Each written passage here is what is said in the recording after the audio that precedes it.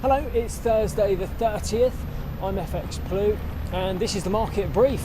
So sterling has been bruised and battered over the past few days.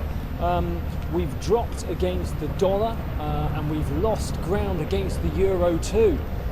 Market confidence in the UK recovery has really been knocked by the crisis with the rising wholesale gas prices. On a side note, it's a good job I'm not in the Middle East, or I might be reporting on, wait for it, the ISIS prices crisis. Woo-hoo! Too much, I'll get my coat.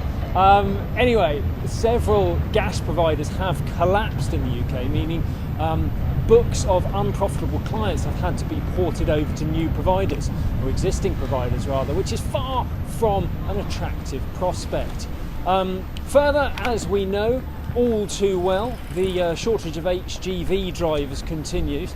This has had it's affected multiple supply chains, and it's been affected by the wider shortage of spare parts and raw materials, and recently that has triggered the panic at the petrol pumps.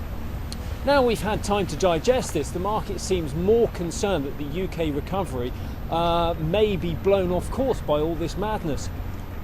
Governor Bailey, meanwhile, is sticking to his mantra that higher inflation is temporary, although he did acknowledge that the pullback to pre-pandemic inflation levels has probably been pushed back by a month or two. And all this leaves sterling firmly on the back foot. Yesterday we dropped to about 134.10 against the dollar and 115.50 against the euro. Buyers beware though, further downside risk remains.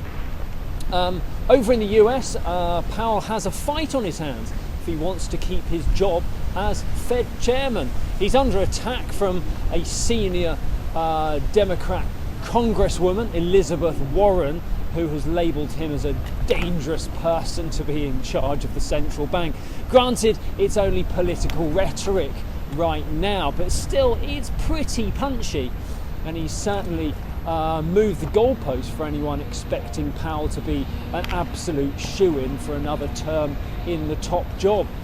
Ignoring all the background noise, Powell is attending a roundtable with the ECB and the Bank of Japan.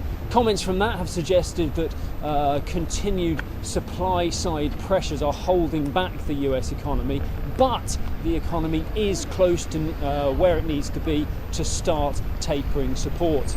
And all this has rather helped the dollar. The dollar index challenged resistance at 94.40 yesterday.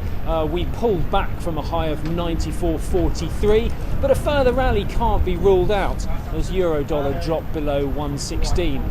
We opened this morning for euro dollar around 115.95. And that's it from me. I need to go and grab a brolly. It's coming down. See you tomorrow.